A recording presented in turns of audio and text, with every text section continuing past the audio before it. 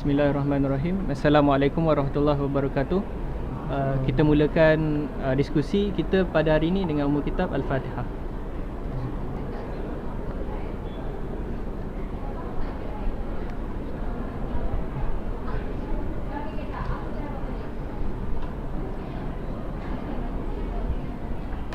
Alhamdulillah kita dapat bersama untuk hadiri diskusi kali ini.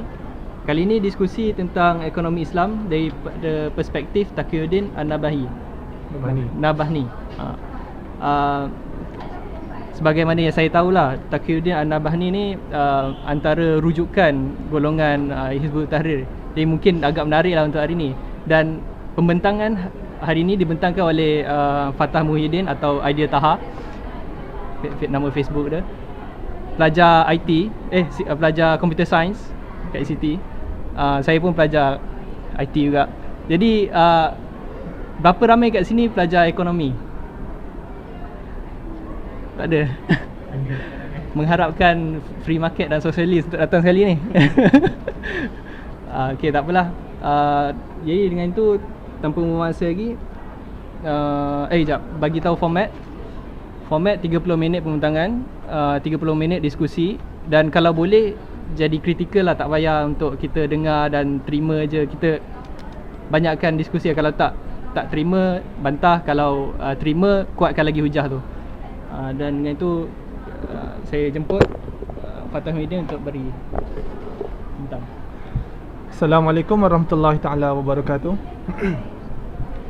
Rabbi shrah li sadri wa yassir li amri wahlul 'uqdatam min lisani yafqahu qawli. Okay, jadi sistem ekonomi Islam dari perspektif Taqiyuddin An-Nabhani. Okay, bila sebut sistem ekonomi Islam, dia adalah sebuah sistem yang berbeza dengan sistem yang kita biasa dengar, sistem-sistem lain. Kenapa? Kerana dia adalah sebuah sistem yang bukan lahir daripada idea yang tunggal ataupun daripada satu teori kemudian dikembangkan, tapi dia lahir daripada case study ataupun kalau kita kata sumber-sumber dalil lah, kira Quran, Sunnah, apa yang berlaku di zaman sahabat dulu, apa yang berlaku zaman Rasulullah dulu. Semua rujukan-rujukan tu, semua case-case yang berlaku zaman Rasulullah dan sahabat yang menjadi dalil, kesemua tu dikumpulkan lalu dibuat satu kesimpulan. Itulah sistem ekonomi Islam. Okay? Jadi dia datang daripada sumber-sumber yang praktikal, case, contoh-contoh yang memang betul-betul berlaku, lalu dibuat kesimpulan oleh para ulama'. Maka itulah sistem ekonomi Islam. Dia berbeza dengan sistem-sistem lain. Kalau sistem lain, dia mungkin datang daripada satu teori, kemudian teori itu cuba diterapkan, cuba diperincikan, cuba diterapkan pada setiap bidang untuk dijalankan. Okay, itu berlaku pada dua sistem yang kita biasa dengar. Tapi sistem Islam dia berbeza. Dia datang daripada benda-benda yang memang berlaku, benda-benda yang memang praktikal dan memang logik dan sesuai dengan naluri manusia. Okay? Jadi walaupun banyak definisi, ada ulama' ni kata ekonomi Islam ni macam ni, ada yang kata macam ni, tapi semuanya akan melalui satu proses yang sama, iaitu mengkaji semua dalil lalu dibuat satu kesimpulan. Itulah sistem ekonomi Islam. Kesimpulan tu mungkin berbeza, tapi mereka akan merujuk sumber-sumber yang sama. Mereka akan cara dia punya disiplin ilmu, disiplin pengkajian itu pun adalah disiplin yang sama. Cuma kesimpulan tu je mungkin beza. Okay? Tapi hakikatnya mereka tetap merujuk pada benda sama. Contohnya macam jual beli atau warisan dan lain-lain. Okay? Mereka merujuk pada sumber yang sama. Jadi saya akan bentang pada ni sebuah sistem ekonomi Islam dari perspektif Taqiyuddin An-Nabhani. Okay? Walaupun perspektif beliau, tapi hakikatnya kebanyakan pendapat-pendapat beliau sebenarnya datang dari pendapat-pendapat ulama' yang mutabar jugalah, macam Imam Syafi'i, Imam Hanbali semua. Jadi dia kumpulkan pendapat-pendapat paling kuat lalu dibuat satu kesimpulan. Inilah ekonomi Islam berdasarkan pendapat yang paling kuat. Okay? Jadi dia walaupun perspektif dia, tapi bukan totally semua idea dia. Ada kebanyakannya idea para ulama' yang dia rasakan paling kuat. Paling kuat tu bukan dari segi paling praktikal, tapi dari segi yang paling dalil yang paling kuat. Okay. Maksudnya bukan sekadar mana lagi elok, buat macam ni lagi elok ke buat macam ni lagi elok. Okay, bukan ukuran dia tu, tapi ukuran dia adalah kekuatan dalil. Dalil mana lagi kuat, okay, kita akan ambil ini sebagai sistem ekonomi Islam. Okay. Secara umum, sistem ekonomi Islam ni dibahagikan kepada 3 bahagian. Kalau saya merujuk pada buku beliau, ada satu buku yang bertajuk Sistem Ekonomi Islam. Tajuk dia macam itulah, Sistem Ekonomi Islam. Tajuk tu membahagikan ekonomi Islam ni kepada 3 bahagian. Pertama, dari aspek hak milik. Macam mana Islam mengatur kepemilikan. Kan, contohnya mikrofon ni siapa punya? Laptop ni siapa punya? Pembagian hak milik ni penting sebab sebelum satu ekonomi tu boleh berjalan, perlu clear dulu, perlu jelas semua benda dalam dunia ni hak siapa, milik siapa, baru ekonomi tu boleh berjalan. Jadi dalam konteks kepemilikan, hak milik ni dibagi kepada 3 bahagian, 3 jenis. Pertama, kepemilikan individu. Maksudnya macam kita sekarang lah, kita ada pen, kita ada harta kita sendiri, kita ada baju, kita ada buku. Dan bila seorang memiliki sesuatu, bermakna dia akan memiliki penguasaan yang penuh terhadap barang tersebut. Sebab memang milik dia. Dia nak bakar ke, dia nak buang ke, itu hak dia. Hak milik individu. Tak ada benda yang perlu dibincangkan sebab benda tu memang kita, realiti pun ada hak milik individu. Jadi semua orang dah boleh faham. Jadi tu yang pertama. Kedua, ada setengah benda dalam dunia ni bukan milik individu tapi milik kerajaan. Ini pun mungkin realitinya ada zaman sekarang. Kita tengok kerajaan ada rumah, ada kereta, ada van, ada bangunan-bangunan pejabat dan sebagainya. Jadi Islam juga mengiktiraf adanya hak negara, hak kerajaan. Kerajaan boleh memiliki harta-harta tertentu. Dan yang terakhir, satu konsep yang mungkin ramai orang tak pernah dengar, iaitu konsep hak milik umum. Hak milik umum ni bermakna apa-apa saja barang yang jadi hak milik umum, maka dia tidak boleh dimonopoli oleh sesiapa. Maksudnya dia mesti setiap orang mesti diberikan kuasa untuk menggunakan benda tersebut. Disebabkan hak milik umum konsepnya tak ada zaman sekarang, jadi saya akan cerita detail sikit. Ada 3 ciri yang menjadikan sesuatu tu adalah hak umum. Pertama, apabila sesuatu barang, satu benda yang diperlukan oleh ramai orang, tetapi secara naturalnya benda tu adalah mustahil untuk dimiliki oleh individu. Sebagai contoh, Kaabah. Walaupun katakan saya ada banyak duit, walau banyak mana pun duit saya tetap tak boleh beli Kaabah. Kenapa? Sebab Kaabah tu bukan milik sesiapa tapi hak milik semua orang. Semua orang berhak menggunakan Kaabah dan tak ada siapa boleh kenakan sekatan, nak masuk kena bayar, tak boleh. Sebab itu hak milik semua orang. Contoh lain, jalan raya. Dalam Islam, jalan raya adalah hak milik umum, hak milik semua orang. Yang mana dari segi nature ni adalah mustahil setiap orang boleh memiliki jalan. Sebagai contoh, highway daripada Gombak ke Kuantan, contohnya kan, ada satu highway. Semua orang perlukan highway. Tapi kalau semua orang nak ada highway sendiri, adalah satu benda yang mustahil. Takkan 22 juta orang nak ada highway sendiri ke Kuantan. Jadi dalam Islam, harta-harta yang sifat dia macam ni memang tak boleh jadi hak milik individu, hak milik swasta atau kerajaan. Sama ada swasta atau kerajaan tak boleh. Dia mesti hak milik umum dan tak ada sesiapa boleh menghalang daripada orang lain menggunakannya. Nak buat sekatan, lepas tu nak masuk kena bayar ke, tak boleh. Sebab itu hak milik umum. Kedua yang menjadikan sesuatu itu adalah hak milik umum, lombong yang mempunyai bahan galian yang sangat banyak. Secara umumnya semua lombong yang jumlahnya banyak dan bahan galian dia adalah hak milik umum. Minyak, emas, bukan hak milik kerajaan negeri, bukan hak milik kerajaan pusat, bukan hak milik swasta, tidak boleh dikonsesikan pada mana-mana syarikat pelombongan, tak boleh. Dia mesti hak milik umum. Semua orang berhak mendapatkannya. Kalau semua orang tak mampu, sebab contohnya nak proses minyak perlu kos yang banyak kan. Kalau orang tak mampu, maka kerajaan perlu membantu rakyat untuk memiliki benda tersebut. Contohnya kerajaan akan tolong proseskan, kemudian diserahkan kepada rakyat. Tapi yang penting benda tu tak boleh dikonquer oleh mana-mana pihak. Terakhir, sesuatu benda tu akan menjadi hak milik umum. Saya tengok ayat spesifik dia, tapi dia punya bahan-bahan yang semula jadi, yang mustahil dimiliki oleh semua orang, dimiliki oleh individu. Contohnya matahari, laut, pulau. Benda tu mustahil dimiliki oleh individu ataupun kerajaan. Benda tu milik semua orang. Jadi ni bahagian pertama. Bila Islam dah ceritakan tentang hak kepemilikan, milik siapa semua, baru kita akan pergi ke step seterusnya. Pada bahagian seterusnya adalah bahagian bagaimana ekonomi itu dikembangkan dalam Islam. Okay, kita dah bincangkan tentang kepemilikan, ada hak milik individu, kerajaan dan umum tadi. Okay, macam mana harta-harta ni dikembangkan? Okay, saya cuba relate dengan zaman sekarang, dengan konteks sekarang. Dalam konteks sekarang, ada dua benda, dua konsep, dua instrumen lah. Ada dua instrumen yang menggerakkan ekonomi hari ni, iaitu interest dan saham. Okay, kalau tanya ahli ekonomi hari ni pun mereka akan cakap dua benda ni yang paling penting.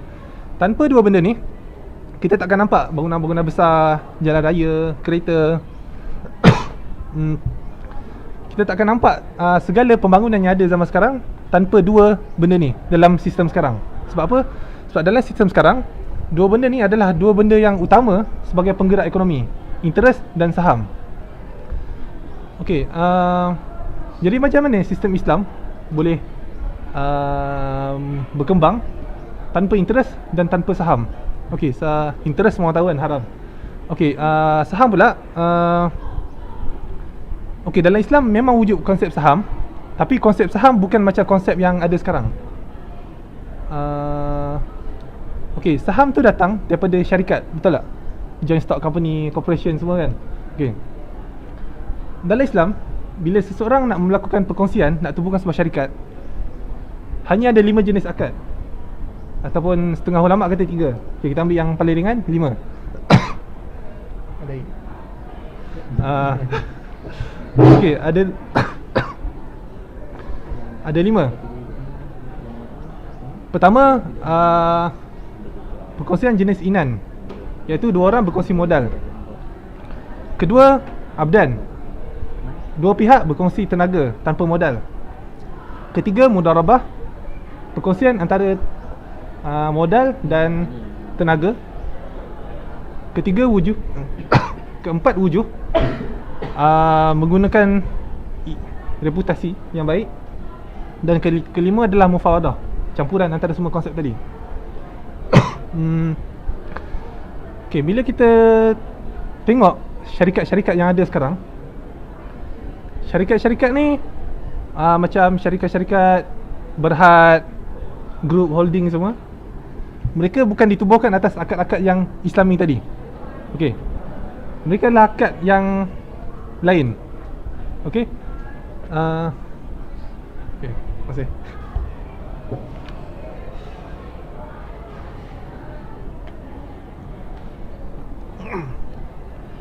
Okay, jadi dalam Islam, okay, saya bagi satu soalan mudah lah. Pernah tak kita dengar zaman Nabi dulu, atau zaman sahabat, zaman Khulafaur Rashidin sampai Khalifah Utsmaniyah, ada company yang besar? Ada tak? Tak ada kan? Okay, kenapa tak ada? Sebab dalam Islam, kalau kita ikut 5 konsep perkongsian tadi, by nature-nya adalah mustahil syarikat ni boleh grow sehingga kan terlalu besar sehingga boleh memberi satu kesan yang signifikan kepada ekonomi negara. Okay, berbeza dengan sekarang. Sekarang main runner dalam ekonomi adalah syarikat-syarikat swasta. Kerajaan hanya tinggal satu entiti yang banyak hutang. Okay, main runner, okay, sekarang ni dalam mana-mana kerajaan kapitalis, main runner dia adalah syarikat swasta. Kekayaan sesebuah negara tertumpu pada syarikat-syarikat swasta, badan-badan korporat. Jadi menyebabkan yang kaya makin kaya, yang miskin makin miskin. Kenapa? Kerana dua konsep tadi, adanya interest, adanya saham. Okey, kenapa dua-dua konsep ni menyebabkan syarikat ni boleh membesar? Sebab untuk besar, kita perlukan modal. Kita perlukan modal yang sangat besar. Macam mana dapat modal yang besar? Pertama, dengan meminjam. Okey, kenapa ada orang sanggup bagi pinjam dengan jumlah yang sangat besar? Sebab ada interest. Okay, kalau kita tidak menerima konsep interest, maka tak akan ada institusi yang sanggup bagi hutang dengan suka hati dengan jumlah yang terlalu banyak. Jadi mustahil untuk sebuah company, sebuah perkumpulan untuk mendapatkan modal yang sangat besar. Okay. Kedua, kalau kita ikut akad perkongsian dalam Islam yang 5 tadi, by nature pun adalah mustahil syarikat-syarikat ni boleh membesar sehingga memberi kesan yang signifikan kepada ekonomi negara. Perlu explain tak? Nanti lah, sesi soal jawab. Okay. Okay, saya jalan macam tu. Jadi dalam ekonomi Islam, the only entity yang memegang modal terbesar adalah kerajaan. Kerajaan memegang modal yang paling besar. Tak ada mana-mana individu atau kumpulan yang modal dia akan melebihi jumlah modal kerajaan. Okay, jadi dalam Islam, dalam sebuah negara Islam yang akan tolong menggerakkan ekonomi adalah di samping individu, antaranya adalah kerajaan. Okay, kerajaan. Saya bagi contoh okay, kita dengar ramai tokoh-tokoh para cendekiawan Islam dulu, Ibn Sina, Al-Farabi semua kan. Siapa yang taja dia orang? Dia buat research, siapa yang taja dia orang? Siapa yang bagi dana, siapa yang bagi upah, siapa yang menampung kos pendidikan mereka? Siapa? Kerajaan. Semua dana kerajaan. Sebab apa? Sebab dalam sebuah negara Islam, the only entity yang memegang modal terbesar adalah kerajaan. Dan bukan syarikat-syarikat korporat, bukan syarikat-syarikat swasta. Sebab mereka ni kecil je. Mereka ni sekadar nak menjalankan bisnes lah. Okay, jadi bila kerajaan sebagai pemegang modal terbesar, jadi bila nak menjalankan sesuatu, nak buat research, nak mengembangkan teknologi, jadi mereka akan pergi mencipta sesuatu yang mendatangkan maslahat kepada masyarakat. Okay? Ataupun kalau ada researcher nak buat grant, minta apa kalau buat research dia panggil? Minta grant nak buat research. Jadi kalau kerajaan kata nampak benda ni baik, okey, kerajaan akan tolong. Okey, berbanding dengan sistem sekarang, mana-mana research kalau kita nak minta dengan syarikat-syarikat korporat, mereka mesti ada satu lagi elemen, iaitu research ni boleh menguntungkan dia orang tak? Kalau baik tapi tak untung, mereka tak akan sponsor. Okey, jadi semua benda yang semua R&D yang besar dalam sistem sekarang, semuanya menghala kepada keuntungan syarikat-syarikat korporat tadi. Okay, berbeza kalau R&D tu difund oleh kerajaan, maka dia akan menghala ke arah kebaikan secara umum. Okay, saya bagi contoh. Negara-negara barat maju. Okay, ramai orang ingat sebab ada berpendapat mengatakan bahawa mereka mengamalkan free market, sebab tu diorang maju, boleh cipta macam-macam kan. Hakikatnya banyak teknologi-teknologi yang hebat macam internet, GPS, dalam bidang medis, perubatan dan banyak lagi, sebenarnya ada projek government waktu Perang Dunia dulu. Jadi Barat maju, masuk juga negara komunis waktu tu maju kerana projek dia orang difund oleh government. Sama macam Islam dulu maju. Kenapa maju?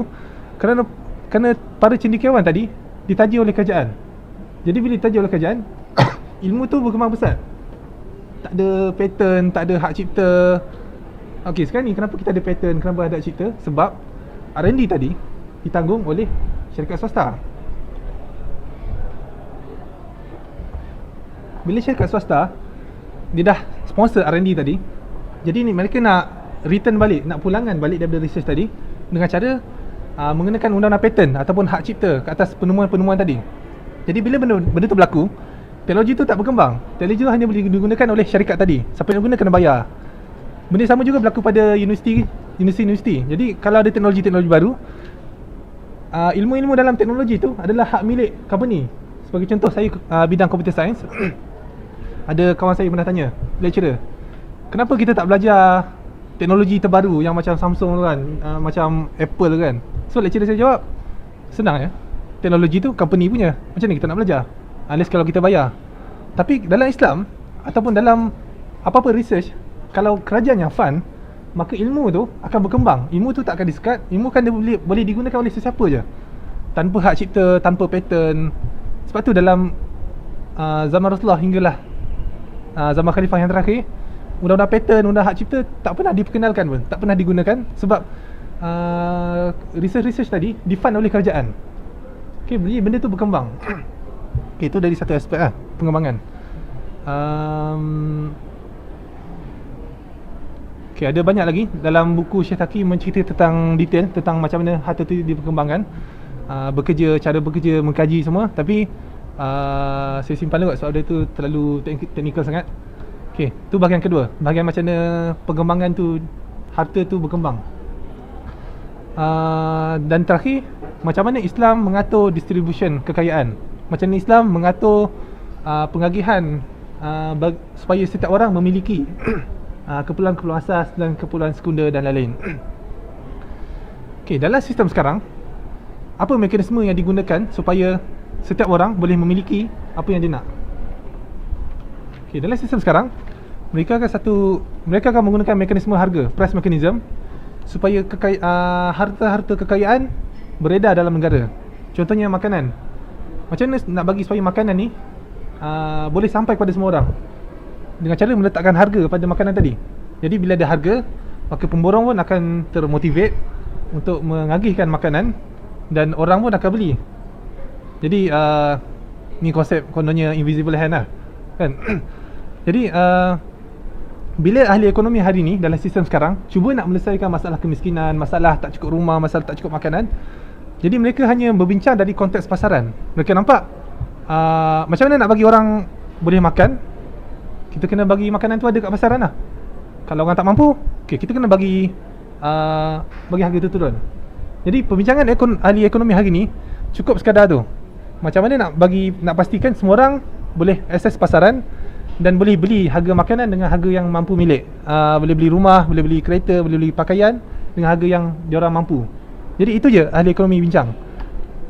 Hakikatnya, majoriti manusia dalam dunia ni tak mampu pun untuk masuk dalam pasaran. Sebab apa?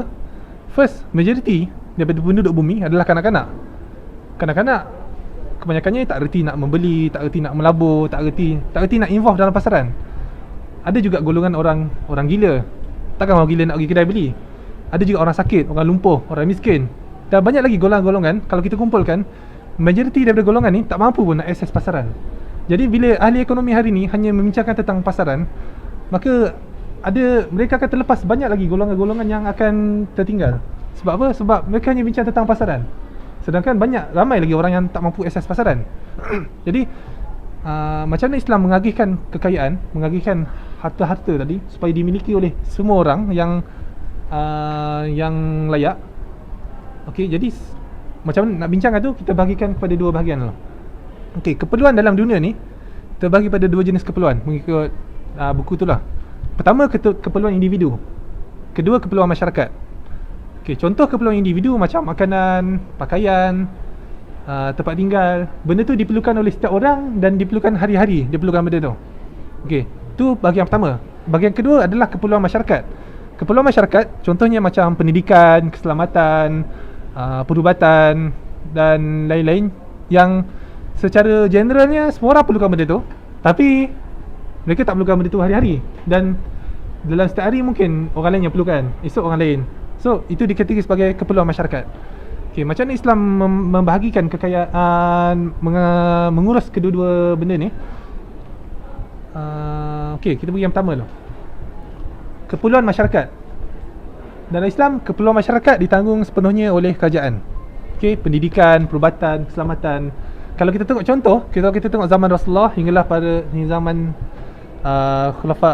Khalifah Uthmaniyah yang terakhir, keperluan masyarakat tak pernah diswastakan.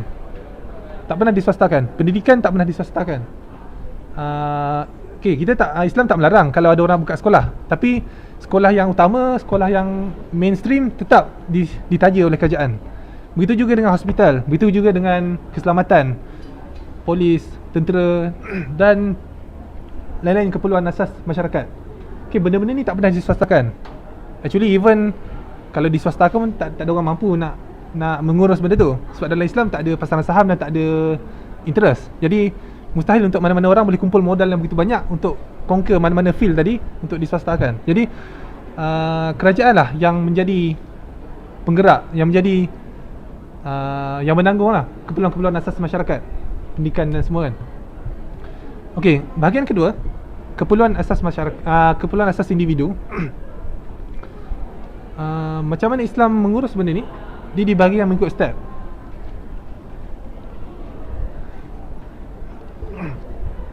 Okey, step pertama, setiap lelaki wajib untuk bekerja. Okey. Jadi bila lelaki ni bekerja, maka dia wajib menanggung tanggungan dia, menanggung keluarga.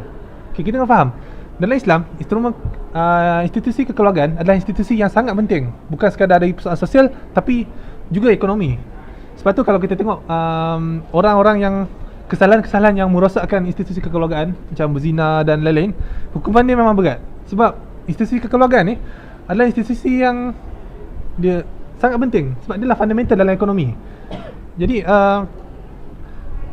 berbeza dengan sistem-sistem lain, mereka tak bincang pun tentang kekeluargaan, tapi Islam membincangkan dengan detail. Sebab apa? Sebab inilah mekanisme macam mana Islam nak memastikan semua orang boleh dapat keperluan dia. Macam mana seorang kanak-kanak boleh dapat keperluan dia. Macam mana seorang yang kalau dia lumpuh, okay, siapa nak sara dia? Kerajaan ke? Jiran ke? Siapa? Okay, jadi first dengan institusi kekeluargaan tadi, okay, suami wajib bekerja dan dia wajib tanggung. Dan kalau dia tak buat benda ni adalah sebuah kesalahan dalam Islam dan kerajaan boleh mengambil tindakan. Sebagai contoh, zaman Umar dulu, dia pernah jumpa ada beberapa golongan lelaki yang tak bekerja, yang sekadar berdoa. Jadi apa Umar buat? Dia halau, dia suruh bekerja. Sebab apa? Sebab kerajaan memang ada hak untuk suruh benda tu. Okay, kita kena faham dalam Islam bila ada konsep halal haram, dia bukan sekadar haram, kalau buat tak apa, tak ada apa-apa. Ataupun kalau halal, kalau tinggal tak ada apa-apa. Tak. Bukan, saya cakap wajib haram. Bukan halal haram, wajib haram. Okey. Dalam Islam, wajib haram, konsep wajib dan haram, dia bukan satu konsep yang sekadar persoalan agama. Dia adalah sebuah konsep yang peranannya turut dimainkan oleh negara, kerajaan. Contohnya kalau haram mencuri. Jadi kalau mencuri akan ada balasan. Juga macam wajib solat. So kalau orang tak solat, kerajaan boleh ambil tindakan. Dia bukan wajib dan haram tu bukan konsep spiritual semata-mata. Jadi sama macam konsep nafkah tadi, seorang lelaki wajib bagi nafkah. Jadi kalau dia tak buat, negara boleh ambil tindakan. Sebab apa? Sebab dalam sebuah negara Islam, Quran dan Sunnah tu adalah perlembagaan. Jadi mana-mana pelanggaran terhadap Quran dan Sunnah dan Qiyas dan Ijma' tadi, maka dia adalah pelanggaran pada undang-undang. Dan bila pelanggaran pada undang-undang, maka akan ada tindakan. Okay, jadi pertama tadi lelaki wajib bekerja. Okey, kalau step pertama tu ada masalah, contohnya lelaki tu sakit ke ataupun suami dia meninggal, perempuan, okey, dalam Islam kita kena faham perempuan tak wajib bekerja. Even kalau dia tak ada suami pun, dia tak wajib bekerja. Orang lain yang wajib tanggung dia. Contohnya kalau dia ada abang wajib tanggung dia. Walaupun perempuan tu sihat, dia tak wajib bekerja. Tapi kalau dia nak, dia bolehlah, tak halang. Okay, jadi kalau lelaki dia panggil apa?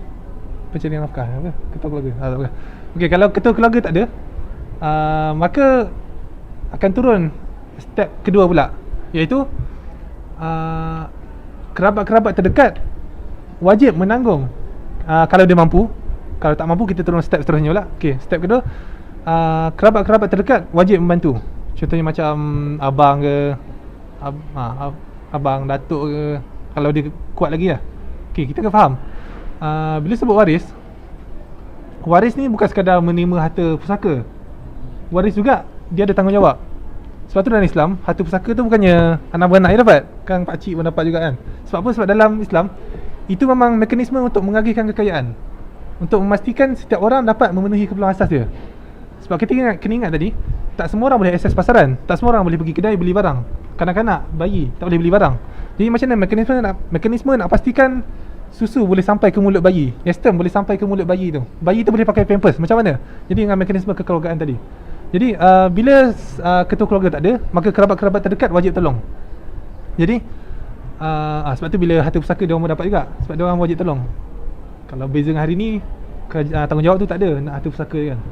Okey, macam mana kalau step kedua pun ada masalah juga. Contohnya kerabat-kerabat terdekat ni tak mampu, ataupun diorang pun gaji kecil kan, tak mampu nak tanggung, maka turun ke step yang seterusnya, jiran-jiran terdekat wajib membantu.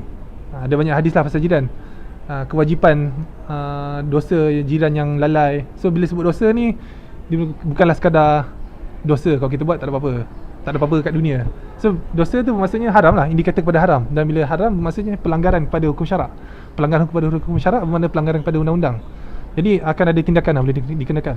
Tetapi dalam Islam, jiran tidak akan menanggung jiran dia selama-lamanya ataupun sampai dia mati. Dia akan tanggung untuk dalam tempoh yang singkat, 2-3 hari ke, sebelum menunggu kerajaan untuk membantu. Okay, sebab ada satu hadis Rasulullah kata, apabila kamu mati meninggalkan harta, maka harta itu milik waris kamu. Tapi apabila kamu mati meninggalkan al-qalaq, orang-orang yang lemah, maka itu adalah tanggungjawab kami. Jadi kalau memang ada orang golongan yang lemah, ada orang lumpuh, ada orang sakit, dia tak ada kerabat terdekat, tak ada ayah ke, tak ada pembantu lain, maka barulah tanggungjawab negara untuk tolong. Dan tu yang terakhir lah. Okay, kalau kerajaan tu dah tolong, dah okey lah, tak ada apa-apa. Jadi dalam Islam, politik ekonominya adalah untuk memastikan setiap orang dapat memenuhi keperluan asas mereka, dapat supaya at least yang asas, tempat tinggal, makanan, pakaian. Jadi tu yang pertama tadi, macam mana Islam memastikan setiap orang memastikan pengagihan kekayaan dalam negara. Okay, ada banyak lagi konsep-konsep lain, macam haramnya monopoli, penggunaan dinar, dirham, zakat dan lain-lain. Tapi saya cuba tak nak cerita sebab hari ni bila orang sebut ekonomi Islam, ramai terbayangkan dinar, dirham, ramai terbayangkan zakat. So saya cuba tak cerita, nak tunjukkan, nak dedahkan pada anda semua bahawa bila sebut sistem ekonomi Islam ni, dia sebenarnya sebuah sistem yang komprehensif, yang besar sebenarnya. Jadi saya cuba tak nak cerita lah benda yang dah biasa orang sebut. Banyak masa ke? Dah lepas 1 minit tapi ada lagi. Rasa buka pada diskusi. Okay, satu poin lagi lah. Macam mana kerajaan dapat dana? Macam mana government ni boleh dapat sumber? Okay, dalam sistem sekarang, okay, sebelum kita faham sistem ekonomi Islam, kita kena faham lebih mudah kalau kita faham sekarang. Sebab sekarang ni realiti yang berlaku. Jadi kalau kita nak ubah, kita tak nampak lagi macam mana. Jadi saya cerita apa yang berlaku sekarang. Dalam sistem sekarang, kita kena faham sistem ekonomi sekarang dicipta bukan dengan asas supaya kerajaan tu tolong rakyat. Okay, sistem ekonomi sekarang dicipta dengan dasar untuk membangunkan sebuah free market, membangunkan sebuah suasana yang mana kerajaan tak intervene dalam ekonomi. Okay, itu asas dia. Jadi kita hari ni masih menggunakan sistem ekonomi yang sama, tapi kerajaan cuba masuk dalam ekonomi, bagi subsidi, bagi bantuan sikit, bagi sikit-sikit. Jadi itu menyebabkan kerajaan banyak hutang, dan antara yang kerajaan terpaksa buat, menaikkan cukai dan lain-lain. Kenapa kerajaan terpaksa buat macam ni?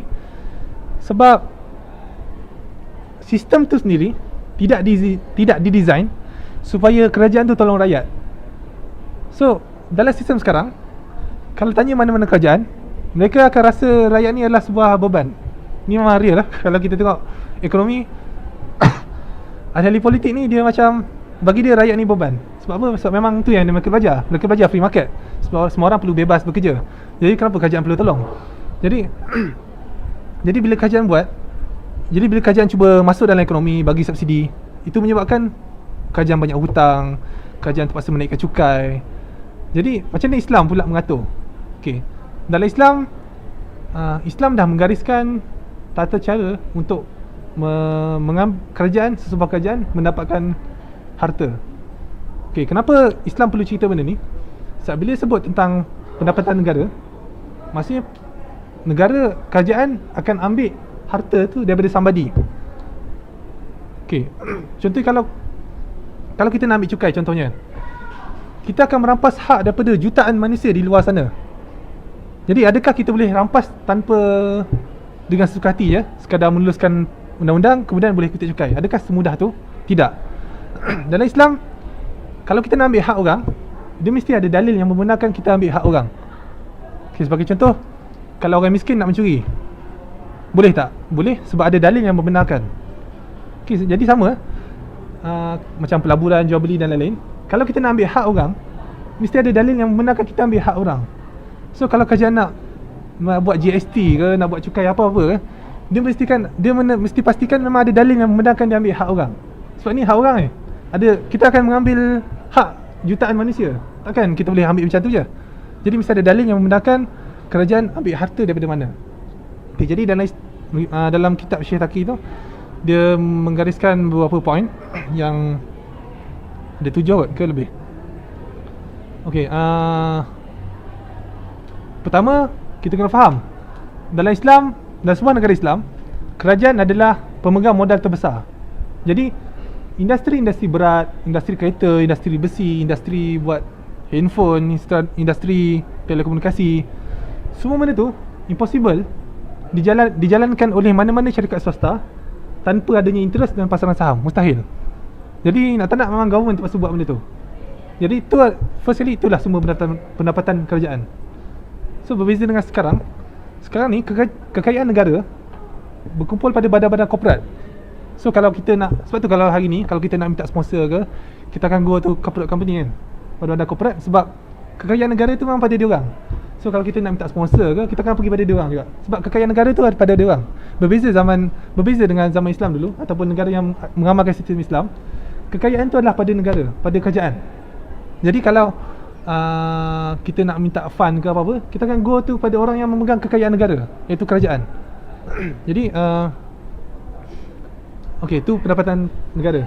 Dia memegang industri besar tadi. So government akan jual kereta, jual macam-macam kan. Okey, kedua sumber pendapatan negara, fa'i dan ghanimah. Ghanimah ni adalah harta rampasan perang apabila berlakunya peperangan, dan fa'i adalah harta rampasan perang tanpa berlakunya peperangan. Contohnya kalau kita nak serang orang, tiba-tiba musuh semua lari, dia tinggal dia punya bekalan makanan, tinggal dia punya kereta kebal semua, maka kerajaan boleh rampas benda tu, dan benda tu dikatakan sebagai fa'i. Dan even ada satu surah pun cerita pasal, dan nama surah tu memang surah Al-Anfal, cerita pasal harta rampasan perang tadi. Okay, kenapa harta rampasan perang ni adalah salah sebuah pendapatan utama negara? Kalau kita tengok contoh, kalau kita tengok sirah, bila Rasulullah hijrah ke Madinah dalam keadaan kaum muhajirin tak ada apa-apa, dalam keadaan Yahudi monopoli, apa sumber utama ekonomi waktu tu yang boost ekonomi diorang? Harta rampasan perang. Perang Badar, perang Khaybar dan banyak-banyak perang. Perang ni lah sebenarnya yang boost ekonomi umat Islam. Trend yang sama berlaku berterusan sehinggalah kalau kita tengok zaman akhir zaman Uthmaniyah. Kalau siapa tahu cerita yang Theodore pergi minta kan, dia offer nak bayar hutang. Okay, kenapa zaman tu Daulah Uthmaniyah hutang dia terlalu banyak? Sebab waktu tu Daulah meninggalkan kewajipan berjihad. Daulah dah mula meninggalkan kewajipan berperang. Jadi bila negara dah tak terlibat dengan perang, maka hilanglah satu sumber pendapatan negara yang antara yang terbesar. Okey,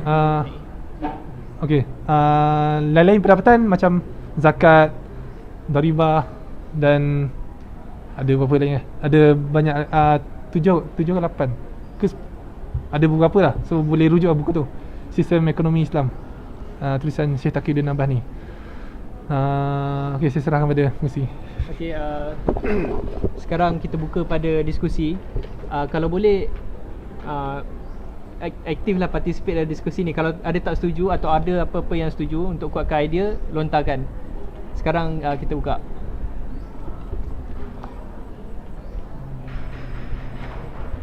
Okey, saya mula dulu Okey. Pasal negara tadi, untuk menjana pendapatan negara, negara perlu berbisnes kepada rakyat. Jadi biasanya nature orang berbisnes ni, dia orang akan ada manipulasi. Jadi macam mana tu? Manipulasi maksudnya? Manipulasi kepada pekerja, manipulasi kepada mungkin dia naikkan harga barang. Kalau contoh kerajaan tak ada pendapatan, dia akan naikkan harga barang. Sebab itulah antara salah satu cara untuk kerajaan dapatkan harta. Jadi macam mana tu? Okey, bila kerajaan buat bisnes, actually dia punya apa nak cakap? Okay, dia punya nature dia akan lain sikit daripada corporate company. Okay, kalau kita tengok contoh mudah lah. Kalau kerajaan hari ni pun, pekerja-pekerja kerajaan ni memang akan banyak insentif kan. Jadi nak cakap macam mana? Okay, dia beza tau. Bila kalau kerajaan punya syarikat, orientasi dia adalah orientasi kebaikan umat. Okay, dalam konteks harga tadi nak bagi contoh. Okay, government akan pegang industri berat. Okay, tu dia punya ni sebab tak ada mana-mana benda swasta yang boleh pegang benda tu kan. Jadi first kali, government the only pengeluar, so dia dah tak perlu risau pesaing. Okay, itu satu. Jadi kedua, kita kena faham sebuah negara Islam adalah sebuah negara perang. Okay, apa maksud negara perang? Dia sebuah negara yang super power lah. Dia ada kuasa yang berorientasikan tentera. Contoh macam US, macam Rusia sekarang. Kalau macam zaman Perang Dunia dulu, sebab kalau kerajaan Islam wujud secara okay, kalau kerajaan Islam wujud zaman sekarang, mesti akan berlaku pertentangan. So kita kena faham, orang yang faham politik dan sejarah, dia akan tahu bahawa peperangan dan manusia adalah dua benda yang tak dapat dipisahkan. Okey. Sabar. Okay. Nak cerita. Jadi bila kerajaan buat sesuatu, maka dia adalah menghala kepada operasi jihad. Contohnya macam US sekarang, internet, dia cipta microprocessor, semua teknologi dia orang cipta tu bukan nak jual lah sebenarnya. Memang dia akan jual, tapi orientasi sebenarnya sebab dia nak bersaing dengan negara-negara lain. So bila negara buat bisnes, bila negara buat industri ni, maka orientasi dia, dia punya pesaing-pesaing dia adalah negara-negara lain. Jadi dia punya nature tu agak lain lah dengan corporate company. Tadi saya cerita kalau negara tu tak cukup duit. Jadi, okey, antara caranya berperang. Contoh kalau semualah dalam dunia dah jadi negara Islam. Jadi ada satu endism gitu, dah jadi negara Islam. Jadi mana lagi nak dapat duit? Okay. Perang sama sendiri.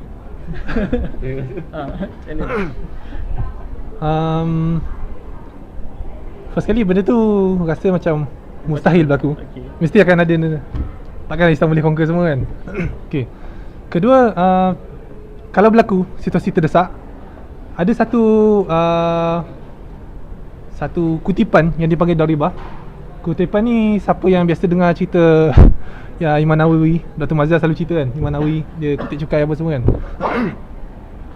Okay, dalam masa terdesak, kerajaan akan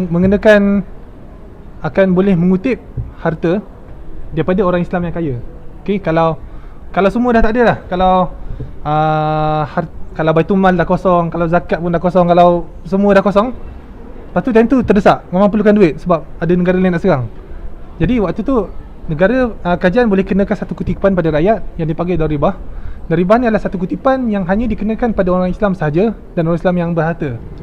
Dan dia adalah bersifat temporary. Dia bukannya cukai yang okey setiap tahun kena bayar. Tak. Dia hanya cukai yang dikenakan pada waktu yang terdesak dan untuk orang Islam saja. Sebab kewajipan untuk memastikan negara Islam tu terjaga adalah umat Islam. Jadi kutipan tu tak dikenakan pada orang-orang bukan Islam. Jadi salah satu mekanisme dia Daribah tadi, kutipan tadi. Ya, buka ada soalan berat ke? Ada beberapa lah.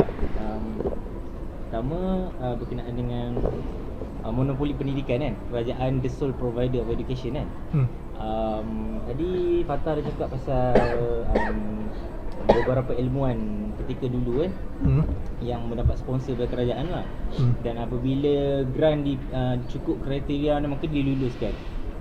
Macam mana kerajaan Islam kan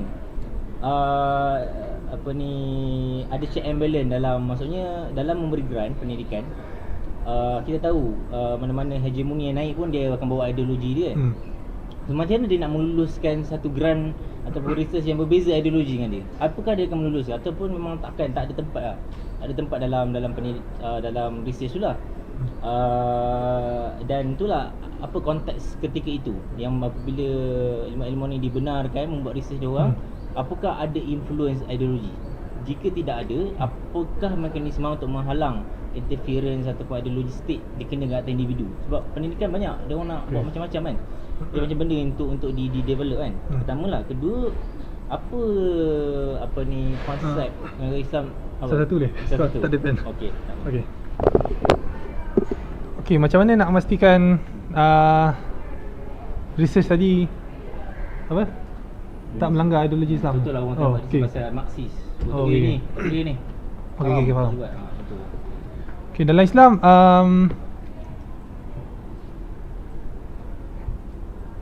mana-mana research yang bertentangan dengan Islam adalah tidak dibenarkan. Kecuali kalau dibuat research Marxis nak membongkar keburukan Marxis ke contohnya, itu dibolehkan. Kalau Marxis tu bertentangan dengan Islam lah.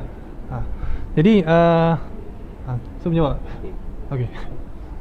Kedua apa ni macam mana negara Islam dari konteks sekarang konsep dia tentang mata wang. Sebab tadi kalau tengok dari sudut konteks Islam adalah negara perang kan, bermasalah satu banyak masalah. Dia dari sudut kalau ekonomi barat dia kata kita mengalami kerangkaan relatif ataupun scarcity kan. Jadi dulu kita senang lah cakap sebab kita tak guna mata wang, kita guna exchange value yang barang dengan barang kan. Kalau benda tu pun ada nilai lah, macam emas, dirham kan, benda yang boleh nampak tangible dan mempunyai nilai. Macam mata wang, macam duit kertas tak ada nilai, dia cuma diletakkan nilai kat atasnya kan. Jadi bila dalam konteks yang macam tu, tukaran barang semua, pertama dia tak mutlak lah. Sebab ada satu tempat dia ada banyak emas, satu tempat tak ada kan. Sebab itulah kalau ikut konteks persejarahan gold standard ni, lama kelamaan orang tak boleh sustain gold standard. Dia cerita mata wang. Mata wang ni benda yang boleh print, tak ada print. Okay. So ada satu sistem, ada ruang yang boleh develop untuk memastikan tiadanya kekurangan duit. Sentiasa akan ada duit, tinggal nilainya ada atau tidak, tu je. So macam mana negara Islam view mata wang, ataupun dalam negara Islam tak ada sistem mata wang, ke ada ruang untuk negara Islam promote mata wang ataupun macam mana fiat money lah. Ada dua persoalan. Pertama, tadi kenapa bila negara berperang maka tak ada cukup wang kan. Kita kena faham Islam tak ada konsep dasar penswastaan. Kenapa kerajaan-kerajaan Eropah, kerajaan US bila perang dia orang muflis, perang bankrupt? Kenapa? Sebab bila dia orang perang, dia swastakan semua benda. Kita ambil contoh yang berlaku kat Malaysia. Bila British masuk, dia bawa syarikat HSTI, dia bawa Sime Darby, dia bawa company-company ni. So company-company ni yang mengaut khazanah-khazanah alam ke poket dia orang. Trend yang sama, trend tu tak berlaku pada daulah Islam. Bila daulah Islam melakukan futuhat, melakukan pembukaan, mereka tak swastakan bidang-bidang tadi. Bila mereka buka satu tempat, mereka akan agihkan kekayaan tu mengikut haknya. Jadi sebab tu bila sebuah kerajaan Islam berperang, dia tak hadapi masalah yang sekronik negara-negara Eropah, negara-negara barat. Sebab Islam tidak menggunakan konsep dasar penswastaan. Sebab dalam Islam yang menggerakkan ekonomi tu, yang menggerakkan ekonomi yang besar tu adalah kerajaan. Tak ada company besar yang lain yang nak kaut keuntungan sikit. So sebab tu punca kenapa negara-negara Eropah banyak hutang lah bila berperang. Kedua, ulasan tentang duit tak cukup. Pertama, kenapa dalam sistem ekonomi hari ni duit tak cukup adalah kerana wujudnya konsep interest. Kita pinjam RM10, kena bayar RM15. So kesan dia, jumlah hutang yang ada kat dunia ni melebihi jumlah duit yang ada kat dunia. So macam mana nak bayar? Memang tak boleh bayar. Sebab tu dia orang terpaksa cetak. Untuk orang hari ni bayar hutang, orang hari esok perlu berhutang. Sebab kalau tak, memang dia tak boleh bayar. Jadi kalau kalau kita tak ada interest, maka insyaAllah duit tu cukup. Mengenai jumlah emas yang relatif, ada tempat yang tak ada, ada tempat yang ada.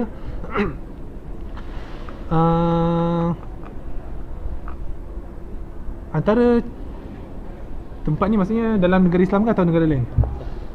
Sebab soalan dia mengenai currency maksudnya apa currency negara Islam? Dia guna apa? Dia guna duit kertas ke? Dia guna dinar ke? Dia guna barang macam mana? Macam mana dia buat exchange value? Dia macam mana? Okay, dalam Islam memang gold standard lah sebagai asas. Gold standard. Okay. Teruskan. Okay. So kalau persoalan tentang jumlah yang tak cukup, contohnya dekat negara Islam tak cukup emas, tiba dekat negara barat banyak emas. Kena perang lah. So perang salah satu. Okay. Kedua berdagang, betul, berdagang. So umat Islam yang kaya dengan minyak, yang kaya dengan bahan, dengan balak, yang kaya dengan banyak semua-semua alam. So kita boleh stop berdagang dengan US dollar atau stop berdagang dengan mana-mana mata wang lain. Kita hanya terima emas. So tu salah satu cara nak dapatkan balik emas. Okay, soalan lain? Ada lagi lah. Nanti tu lah bagi orang lain pula. Apa ke soalan? Sister? Okay.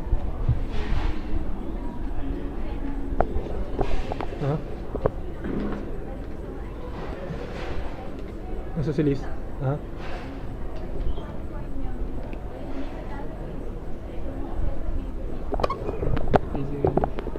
Okay, Islam wujud dulu, baru sosialis wujud. So kalau sama pun, siapa tiru siapa? Okay, itu satu. So Islam wujud dulu. Tapi sebenarnya berbeza. Pertama, konsep hak milik umum tadi. Okay, dalam Islam ada konsep hak milik umum, yang mana ada harta yang memang tak dimiliki oleh sesiapa. Okay, dia berbeza dengan sebahagian sosialis yang mengatakan sebahagian harta mesti menjadi milik negara. Kan, contohnya macam negara komunis. Betul. Ada setengah negara sosialis yang mengatakan barang-barang asas pun menjadi milik negara. Okay, contohnya macam ni.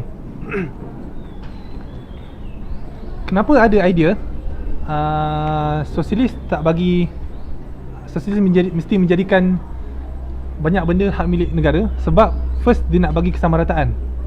Sebab apa? Sebab kalau setiap orang boleh memiliki sesuatu, boleh memiliki barang, maka yang kuat akan jadi kaya, yang kaya akan jadi makin kaya, yang miskin, yang lemah akan jadi lemah. Jadi atas, sebab dia nampak masalah tu, jadi dia cuba solve dengan cara semuanya milik negara. So negara bergantung pada jenis sosialis jugalah.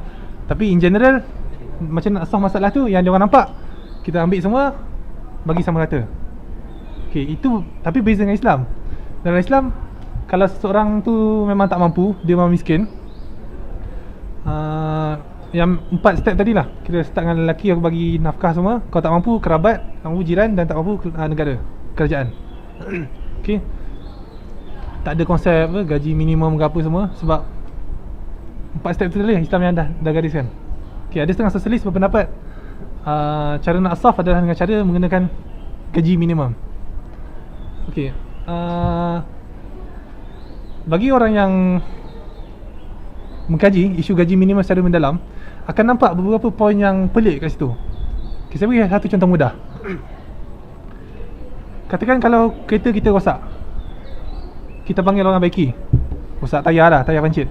Kita panggil orang baiki. Lepas tu orang tu baiki, dia charge 2,000. Lepas tu kita tanya, asal mahal kan? Tukar tayar pun. Lepas tu yang mekanik jawab, memang mahal sebab kos hidup saya mahal. Okay, jadi orang yang faham logik tadi, dia akan faham bahawa konsep gaji minimum ni ada something wrong. Sebab gaji tu dibayar mengikut kos hidup. Sebab gaji minimum ni idea sosialis. Jadi Islam tak pernah mengiktiraf konsep gaji minimum, sebab gaji adalah persetujuan antara majikan dan pekerja. Jadi tak boleh ada mana-mana pihak nak intervene akad ijarah tadi, nak paksa okay, jumlah dia mesti ni. Okay, tapi dalam konsep gaji minimum, kerajaan akan intervene benda tu, akan paksa minimum 900 contohnya. Okay. Jadi menyebabkan gaji tu dah dibayar berdasarkan kos hidup. Jadi seolah-olah macam majikan tu yang terpaksa tanggung. Padahal bukannya salah majikan tu yang menyebabkan harga barang naik. Yang salahnya mungkin orang lain, kerajaan ke, ataupun ada syarikat lain yang monopoli. Tapi yang terpaksa tanggung tu semua majikan. Jadi tu kalau dari aspek gaji minimum tadi. Okay, menjawab. So overall dalam negara sosialis ada dua je. Kalau ada hak milik negara dan hak milik individu kalau ada.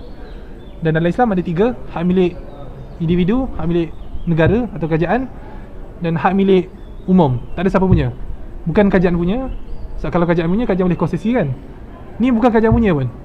Memang bukan kerajaan punya, bukan orang punya, dan tak ada siapa-siapa boleh conquer. Benda tu mesti semua orang punya. Dan ni konsep yang saya nampak tak ada pada mana-mana sistem lah. Okay. Ada soalan lain? Jadi ketika dia nak bagi, bagaimana Islam mengawal kestabilan mata wang? Kestabilan mata wang. Dari segi nilai dah. Okey.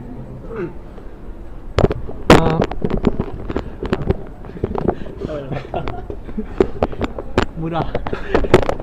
Okey. Macam mana Islam memastikan kestabilan mata wang? Okey, walaupun ada orang kata nilai emas tu stabil, kalah inflasi, tapi hakikatnya tetap berlaku naik dan turun lah dalam nilai mata wang. Kalau siapa yang kaji sejarah pun memang pernah berlaku turun dan naik nilai mata wang, tapi sikit lah, tak saya tengok sekarang. Okay, macam ni Islam memastikan benda tu, memastikan menjaga nilai tu? Jawapannya kerajaan tak menjaga benda tu. Sebab kata Ustaz Fatul Bari, harga tu ketentuan Allah. Actually benda tu hadis, memang hadis. Cuma apa yang pendapat Fatul Bari tu dia tak komprehensif lah, sebab ada aspek-aspek lain dia tak sentuh. Tapi in general, kalau dah tak ada monopoli, kalau dah tak ada kezaliman kat tempat lain, so kita just let harga tu pada pasaran. Sebab yang jadi masalah hari ni, okay, kenapa ada setengah barang kena ada harga shilling? Kenapa gula kena ada harga shilling? Kenapa ada barang tertentu kena ada harga shilling? Kenapa air ni tak ada harga shilling? Padahal air pun keperluan juga. Kenapa? Jawapannya sebab monopoli. Kalau kita kaji secara detail, semua barang-barang yang dikawal ni wujud unsur-unsur monopoli kat situ, menyebabkan harga tu boleh naik dan pembeli tak boleh buat apa-apa. Contoh macam Astro, dia monopoli, jadi pembeli tak boleh buat apa-apa. Okay, jadi harga shilling ni dikenakan pada barang-barang yang monopoli tadi, yang kalau bukan monopoli oleh satu syarikat pun, mungkin dimonopoli oleh beberapa syarikat yang kecil. Jadi yang menyebabkan pengguna langsung tak ada kuasa. Takkan dia nak boykot gula kan? Takkan dia nak boykot barang lain kan? Okay, jadi kenapa saya cakap harga tadi diserahkan kepada pasaran? Sebab bila dah tak ada monopoli, bila dah tak ada kezaliman lain, maka memang kita serahkan pada pasaran. Sebab sahabat dulu pernah tanya Rasulullah, sebab waktu tu berlaku inflasi, harga barang naik. Jadi sahabat minta kat Rasulullah supaya tetapkan harga barang, supaya kawal harga barang, supaya tak mahal sangat. So Rasulullah kata dia tak nak akhirat nanti para peniaga ni datang jumpa Rasulullah tuntut balik. Sebab bila Rasulullah tetapkan harga, maka Rasulullah telah menindas peniaga. Kalau siapa-siapa lah yang ada kawan businessman kan, bila government implement harga shilling ni, sebenarnya government hanya implement harga shilling dekat pasaran, dekat market, dekat pengguna. Maksudnya antara pekedai dengan pembeli. Tapi government tak kontrol dekat supplier. So bila berlaku gaji minimum, bila berlaku harga shilling tadi, kerajaan implement harga shilling, yang menanggung kos sangat tinggi ni sebenarnya adalah pekedai tadi, pekedai yang direct dengan pembeli, dengan rakyat. Jadi sebenarnya memang rakyat nak minta harga shilling, tapi sebab rakyat tak tahu apa sebenarnya berlaku dekat supplier. Jadi bila kerajaan buat macam tu, maka kerajaan telah menindas pekedai. Jadi soalan tadi, harga tu hak Allah. Saya terpaksa cakap harga tu hak Allah.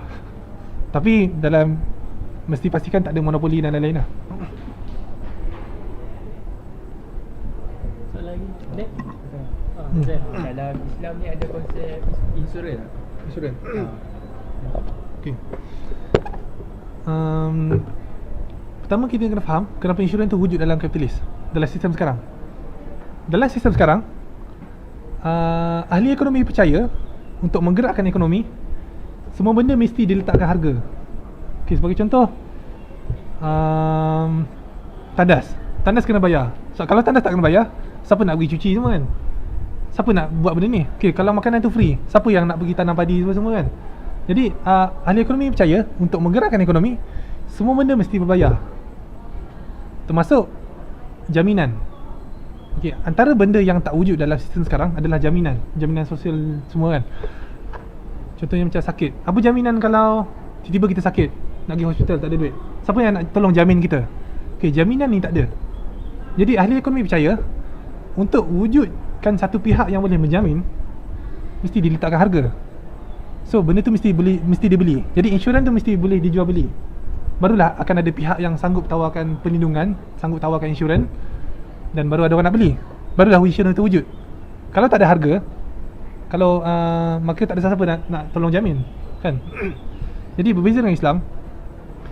Islam tak semua benda diagihkan berdasarkan price mechanism. Ada benda yang tak boleh diletakkan harga. Sebagai contoh jaminan. Jaminan ni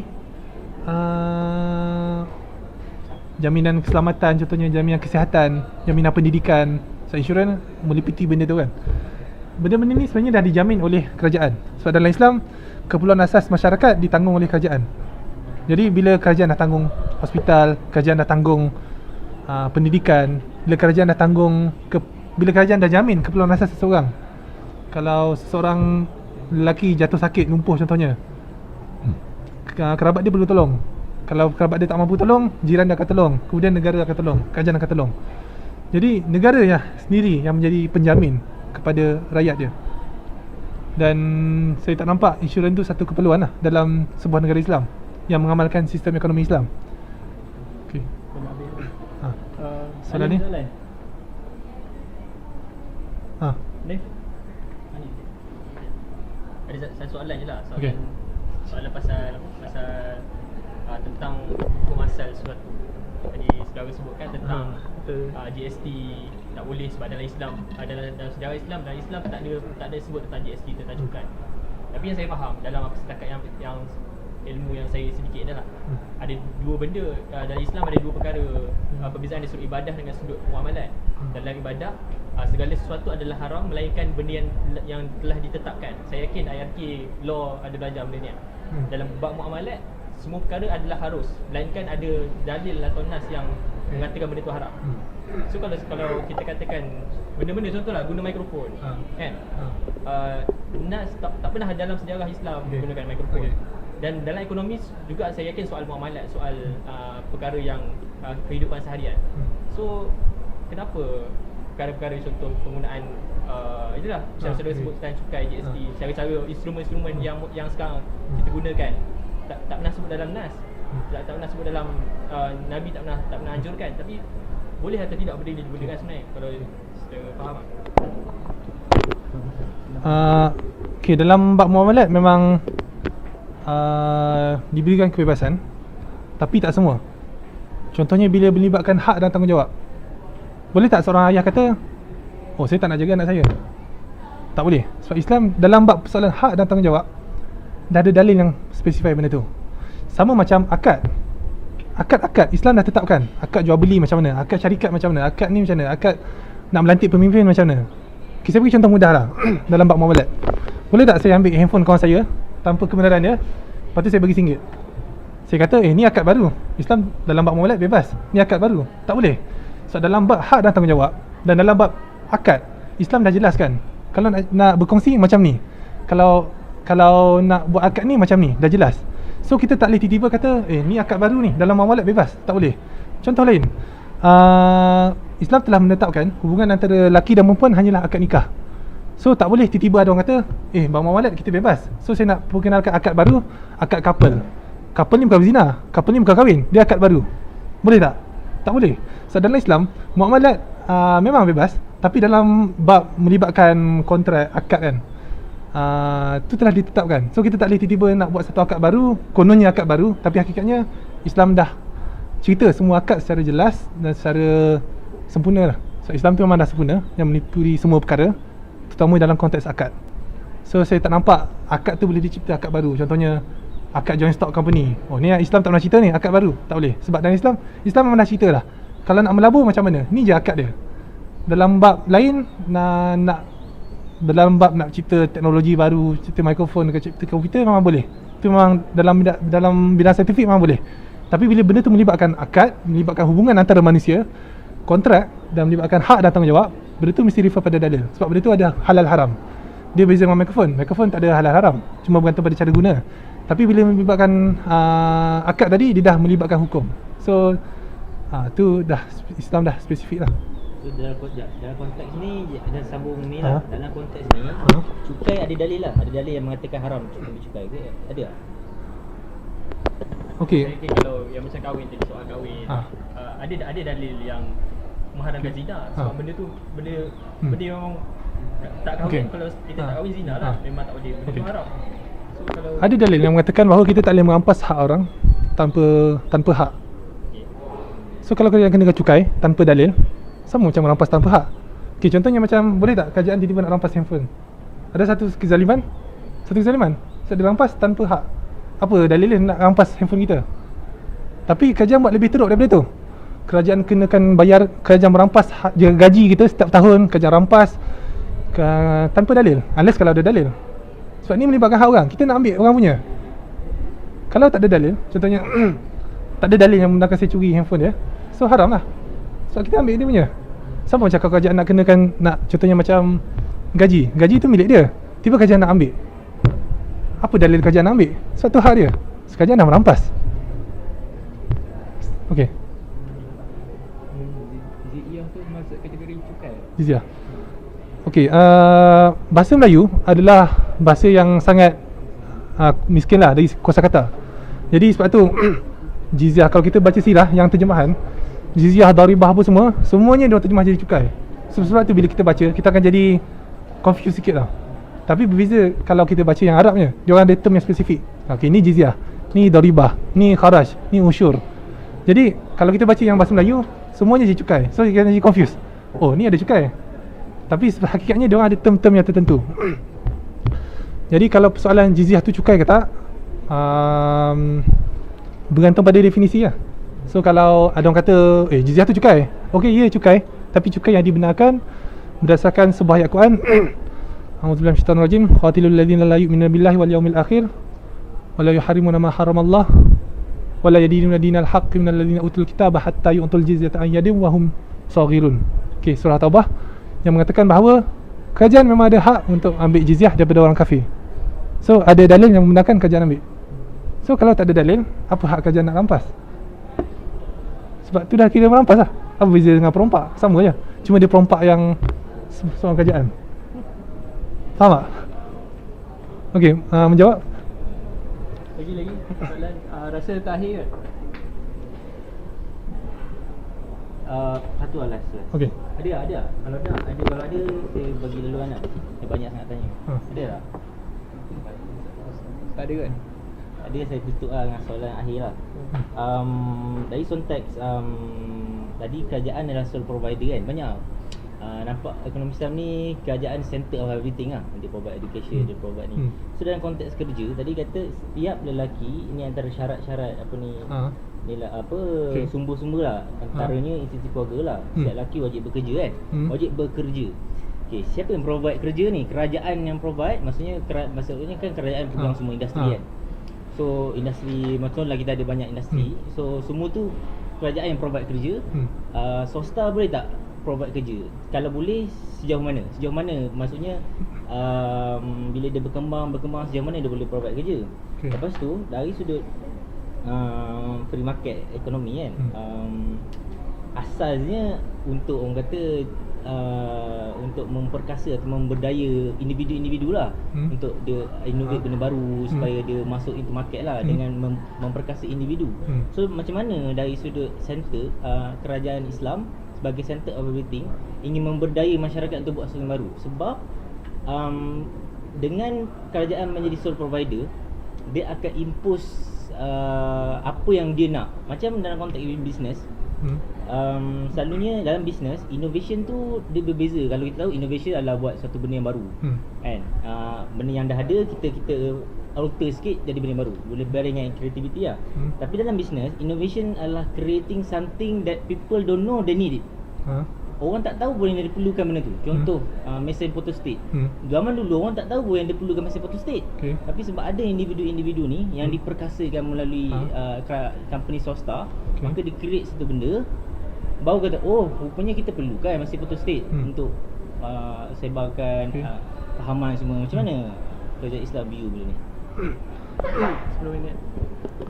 Okey, Islam tak pernah melarang kalau syarikat swasta nak tubuhkan perkongsian lah sama dia orang.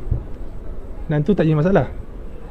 Cuma kalau dia dah melibatkan industri yang berat, macam mana sebuah syarikat tu nak dapat modal tanpa ada interest, tanpa ada pasaran saham? Macam mana nak dapat modal? So nak tak nak, dia orang terpaksa pergi ke government, dan government akan sponsor lah kalau projek tu memang baik untuk dia orang. Apa lagi?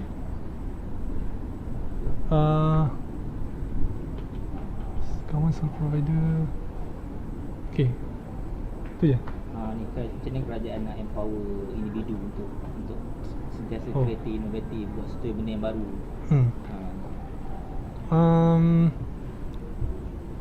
Ada banyak cara. Salah satu dengan menyediakan insentif. Siapa yang dapat buat ni dapat bayaran. Dan lagi satu, kita kena faham macam ni bila sebuah negara Islam tertegak, confirm akan dapat ancaman-ancaman daripada luar. So mana-mana negara yang berperang, confirm rakyat dia memang akan ada satu perasaan untuk berkhidmat pada negara lebih daripada sekarang. So bagi contoh macam Nazi dulu, bila negara dia perang, dia boleh tanam perasaan tu supaya rakyat dia makin kreatif, makin nak cipta macam-macam. So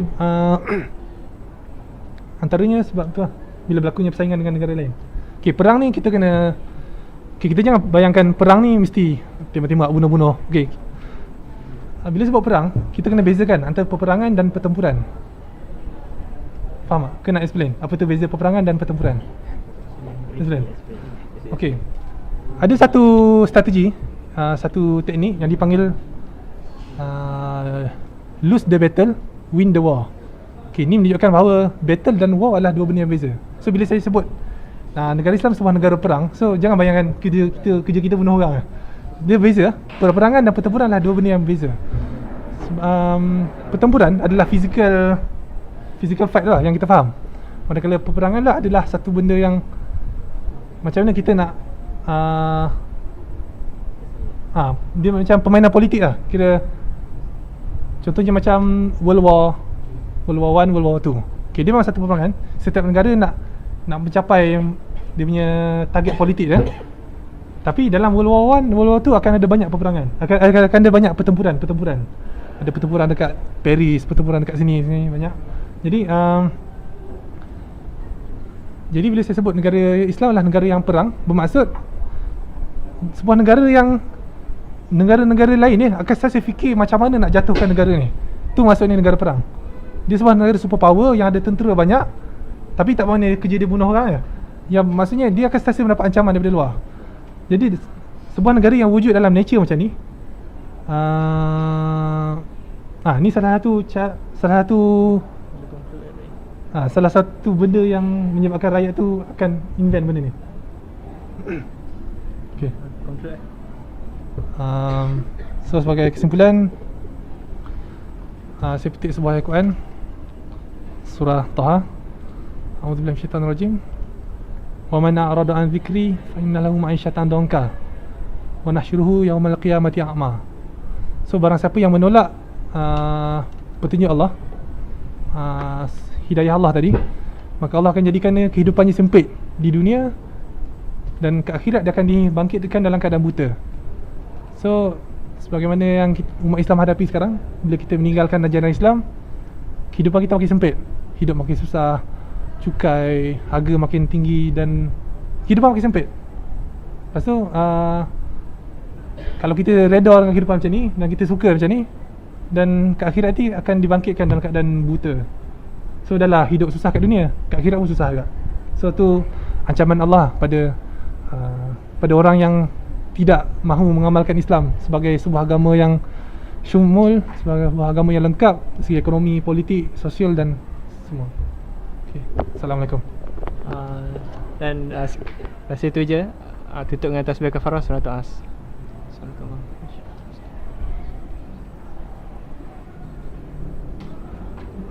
Terima kasih banyak.